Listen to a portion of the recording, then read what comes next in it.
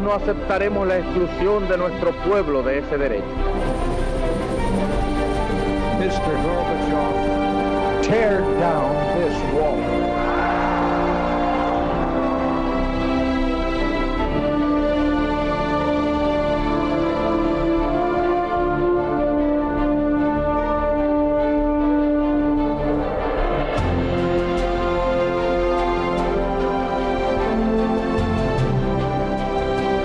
Buenas noches, señoras, caballeros, bienvenidos a Tiempos Modernos. Por evitar la guerra elegisteis el deshonor y ahora tenéis el deshonor y además tendréis la guerra. Dicen que dijo Winston Churchill después de los acuerdos de Múnich entre Francia, Inglaterra, Alemania e Italia. Bueno, diría eso. Ahora bien, en su momento los acuerdos de Múnich fueron saludados prácticamente por todo el mundo como un gran paso para la paz. ¿Qué pasó realmente en aquellos acuerdos de Múnich, 1938? Esto. En la ciudad alemana de Múnich, en Baviera, el 29 de septiembre de 1938, se firmó un pacto que para muchos hoy fue la claudicación, pero que en su momento se consideró como un paso para la paz. Firmaban Alemania, Italia, Francia y Gran Bretaña. El objeto del acuerdo era poner fin al conflicto suscitado entre Alemania y Checoslovaquia por la región de los Sudetes, una zona germanófona que había formado parte de los imperios alemán y austríaco y que después de 1918, con la desmembración del territorio imperial, había pasado a la nueva nación checoslovaca. Los alemanes, étnicos de los Sudetes, querían ser Alemania. Hitler los apoyaba y había amenazado con una intervención armada. El pacto tuvo por objeto evitar la guerra. Hay que decir que en realidad la cesión de los Sudetes ya había sido acordada con anterioridad por los firmantes del pacto. Gran Bretaña y Francia deseaban evitar una nueva guerra a cualquier precio. Aceptaron ceder a las pretensiones de Hitler si éste, a su vez, se comprometía a no reclamar más territorios europeos. En el mes de marzo, Alemania ya había incorporado a Austria. El primer ministro británico, Arthur Neville Chamberlain, confiaba en que las nuevas concesiones animarían a Hitler a contentarse con lo obtenido. El espectacular crecimiento económico de Alemania en los 5 años anteriores aconsejaba prudencia y, por otro lado, a los ingleses no les venía mal que hubiera alguien capaz de poner nerviosos a los franceses. En cuanto a estos, confiaban en que la proyección alemana hacia Centroeuropa alejara la vista de Hitler de la frontera francesa. El Führer ya había recuperado también el Sarre, región arrebatada a Alemania tras la Primera Guerra Mundial.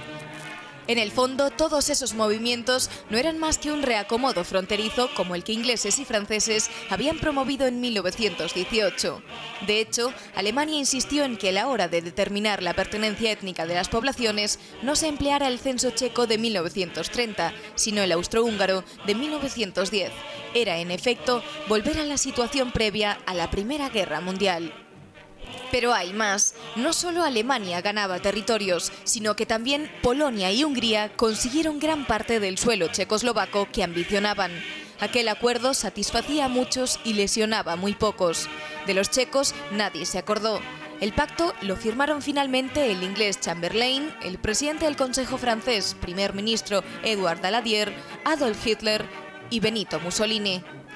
Su vigencia no sería muy larga. En marzo de 1939, el ejército alemán franqueaba la frontera checoslovaca. La mayor parte del país se convirtió en el protectorado alemán de Bohemia-Moravia. El Pacto de Múnich no solo había sido un paso en la ambición hitleriana de más espacio vital para su Tercer Reich. Fernando Paz, muy buenas noches. Muy buenas noches. En aquel momento la prensa tituló "Se ha dado un paso definitivo para la paz". Hoy cualquier periodista titularía exactamente lo contrario. Allí empezó la guerra. Sí, pero es verdad que la sensación que se tuvo entonces cuando llega Chamberlain y desciende la escalerilla del avión y agita el papel, al viento del otoño londinense dice "paz para nuestro tiempo", era la sensación prevaleciente. Simone de Beauvoir, por ejemplo, y yo creo que sintetizó muy bien el espíritu de la época, en Francia por lo menos, dijo aquello de que cualquier cosa, incluso la más flagrante de las injusticias, es mejor que una nueva guerra, ¿no? Y así se acogió. Se dice que Daladier, cuando volvió a París, a Le Bourget, al aeropuerto de París, y vio una multitud que le esperaba, se dice que temió por su vida, que pensaba que eran las masas iracundas que venían a colgarle. Y de repente, al abrirse la puerta del avión, empezaron a gritar paz, paz, ¿no? Los manifestantes, y a ovacionarle. Y se dice que Daladier, observando aquella masa, comentó entre dientes y dijo: ¿serán gilipollas? Ya. Pero se dice, no sabemos si es, Si es cierto. Se decía el con en francés, que fue una palabra de tonto un poco fuerte. Vamos a ponernos un poco en contexto. Desde que ha llegado al poder, Hitler ha empezado a recuperar zonas perdidas, ya fuera por Alemania, ya fuera por Austria-Hungría. De hecho, ha provocado ya el Anschluss, la anexión, digamos, amigable, más o menos amigable, en fin, de Austria al territorio alemán. Está recuperando territorio, está ampliando su espacio vital como él quería, y los Sudetes forman parte de ese territorio. Los Sudetes son de un país que existe desde hace solo 20 años, o menos. Es decir, Checoslovaquia es creada después de la Primera Guerra Mundial, cosa que hay que tener también presente para ponerse un poco en contexto. De tal forma que en realidad poca gente le dolía. Claro, de hecho los checos no fueron ni siquiera invitados a la conferencia de Múnich cuando se trataba de su país, ni Checoslovaquia ni la Unión Soviética, que fue el gran ausente también, ¿no? Claro, hay que entender esta jugada. Hitler estuvo a punto de llevar en ese momento a Europa a la guerra, pero estuvo a punto de llevar a Europa a la guerra porque él creía que Europa no iba a ir a la guerra. O sea, él tenía la convicción de que Francia y Gran Bretaña no iban a ir, y la seguiría manteniendo un año después, cuando estallase efectivamente la Segunda Guerra Mundial por Polonia. Claro. Hitler tenía 3 etapas. La primera era la revisión de Versalles, la segunda era la construcción de la Großdeutschland, de la Gran Alemania, y la tercera era la expansión hacia el este en Lebensraum, ¿no? Él creyó que Gran Bretaña le apoyaba en sus objetivos, cuando en realidad Gran Bretaña le estaba apoyando solo, digamos, en la primera etapa, solo en la revisión de Versalles, porque aquello contribuía al objetivo de exterior británico de mantener el equilibrio en Europa. Como Francia era el poderoso, ahora apoyo a Alemania. Esto es importante tenerlo en cuenta, es decir, los aliados en este momento no son todavía aliados. Inglaterra, hombre, no es que sea enemigo de Francia, pero es una potencia con sus propios intereses, con frecuencia contrarios a los franceses, y Italia, por ejemplo, está con frecuencia más cerca de Inglaterra que de Alemania. Claro, hasta que los franco-británicos, de forma bastante torpe, con motivo de la invasión italiana de Bisinia y después de la Guerra Civil Española, no se disocien de los italianos, Mussolini y Hitler son enemigos. Mussolini desprecia a Hitler abiertamente, pero será la Guerra Civil Española y la condena a partir de la invasión de Abisinia lo que eche a Mussolini en brazos de Hitler. Para esta época Mussolini ya está en un pie de igualdad con Hitler y ya es aliado de Hitler. No formalmente, porque no se concretará hasta después, hasta el Pacto de Acero, pero digamos que la cercanía es muy grande. Los ingleses y los franceses, sin embargo, tienen unas relaciones más complejas. Para empezar, Francia, la política exterior francesa cada vez se pondrá más a la sombra de la británica, pero hasta ese momento también ha sido distinta. Frente al antibolchevismo británico, los franceses tienen un tratado con la Unión Soviética y con la propia Checoslovaquia. O sea, digamos que el tablero es complicado en ese momento, y Hitler pone a todos, digamos, en el disparadero por esa razón, pero creyendo que Europa no va a ir a la guerra. Y esto es esencial para entenderlo. Es muy importante, efectivamente. En este momento aún no había bloques, claro, lo cual, entre otras cosas, explica este juego de... Claro. Hitler sabía que iba a ganar. Seguramente no pensaba que lo iba a ganar tan fácil. Claro, él incluso posteriormente, cuando la guerra efectivamente estalle en septiembre, en las vísperas, en agosto del 39, él manifestará que estar seguro de que Francia y Gran Bretaña no van a ir a la guerra, porque Francia hará lo que haga Gran Bretaña, y Gran Bretaña no va a ir a la guerra porque ha dado muchas muestras al respecto de que no está dispuesta, y porque dirá literalmente: los vi en Múnich, son unos gusanos. Ya. Eso decía Hitler de los ingleses. Eso es. Está bien.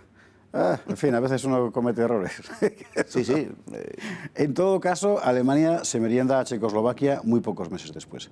El gobierno checo de Beneš, quiero recordar que era el jefe del gobierno, cae y se deja caer, y el resto del país es asumido por otros. Conviene recordar, por cierto, que con frecuencia se olvida que de aquí sacan tajada no solo Alemania, sino también Polonia y Hungría, naciones creadas también después del 19, de 1919, que están esperando a apoderarse de territorios también. Claro, es que Checoslovaquia realmente es una especie casi de Frankenstein. Está creado sobre una base checa, pero que habían estado siempre, Bohemia y Moravia, integradas en el Imperio Austriaco. Eslovaquia, que era un territorio eslavo, pero que no había tenido tampoco una entidad estatal nunca, y lógicamente pues había muchas reclamaciones de húngaros, de polacos y de alemanes. Tengamos en cuenta que toda la zona si vemos el mapa, Checoslovaquia es una especie de lanzada en el costado alemán, o sea, estratégicamente está situado en un modo peligroso para Alemania. Y además, las defensas, el ejército checoslovaco era muy bueno. Era mucho mejor, por ejemplo, que el polaco, al que se enfrentará Hitler en el 39 de septiembre. Era un ejército muy bueno, y luego Alemania vivirá mucho de los blindados checos durante la primera parte de la Segunda Guerra Mundial. Las industrias, la producción de Skoda, etcétera, era de primerísimo nivel. Y las defensas militares checas estaban situadas justamente en la zona de los Sudetes, con lo cual era obviamente una reivindicación de tipo étnico-nacional, pero también, digamos que asumir, quedarse, anexionarse los Sudetes era desarmar a Checoslovaquia, claro. Posteriormente, ¿qué se producirá? Pues la ruptura de Checoslovaquia, la ruptura en dos, porque Eslovaquia proclamará su independencia. Y por tanto, las garantías que Chamberlain le dé a Checoslovaquia no se podrán efectuar, según dicen los propios británicos, porque ellos, un poco cínicamente, porque ellos han garantizado un país que ya no existe. Ya. Sí, los ingleses siempre han ido a su juego, y aquí más. Por cierto, has contado cuando llega Daladier a París, el recibimiento que tienen en Le Bourget y tal. Cuando llega Chamberlain a Londres, él organiza su propia puesta en escena, esa del papel que estamos viendo ahora en pantalla, creo, o veremos dentro de un instante. Lo que ha pasado a la historia es la crítica de Churchill. ¿En qué medida era una crítica extendida en la clase política británica? Pues era una crítica bastante poco extendida. La política de apaciguamiento yo creo que se ha interpretado en términos generales mal. No era una política entreguista, como muchas veces se ha planteado, lo que pasa es que visto desde la perspectiva actual así lo parece. Y es difícil explicarla en términos racionales si partimos de la base de que, bueno, pues de que Gran Bretaña no quería entregarse a Hitler. No era esa la razón. La razón fundamental es que se quería por un lado ganar tiempo. Gran Bretaña estaba en un proceso de rearme acelerado. Sí. Incluso los británicos en ese momento están invirtiendo una cantidad mayor de su PIB en armamento que la propia Alemania. O sea, esto conviene tenerlo en cuenta. Chamberlain no era un inconsciente, digamos, que confió en Hitler sin más, ni muchísimo menos. O sea que, por un lado, tenemos eso. Y por otro lado, tenemos una cierta ambigüedad inglesa. Es que en 1937 Lord Halifax, el responsable de Exteriores, todavía aseguraba y garantizaba a los alemanes que tenían vía libre para actuar como quisieran en el este. Por tanto, Hitler entendía que los británicos iban a secundar sus objetivos, como lo habían hecho en la revisión de Versalles, también en la construcción de la Großdeutschland, de la Gran Alemania, y también en su expansión hacia el este. Siempre lo creyó. Y Stalin, es más, siempre sospechó que así era.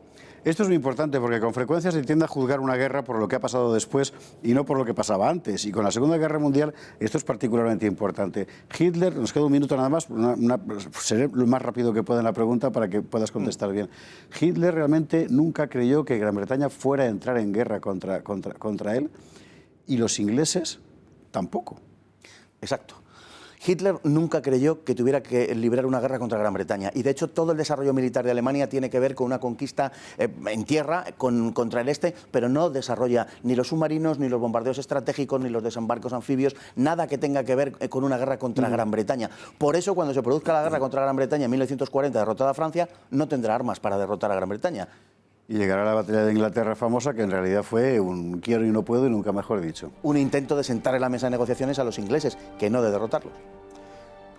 Fernando Prado, muchísimas gracias. Pues un placer, como siempre. Bueno, pues me parece que no hemos podido explicar mejor, desde luego en este tiempo que tenemos de este programa, lo que fue el complejísimo acuerdo de Múnich, sobre el que tantas cosas se han dicho, Fernando. Lo dicho, muchísimas gracias.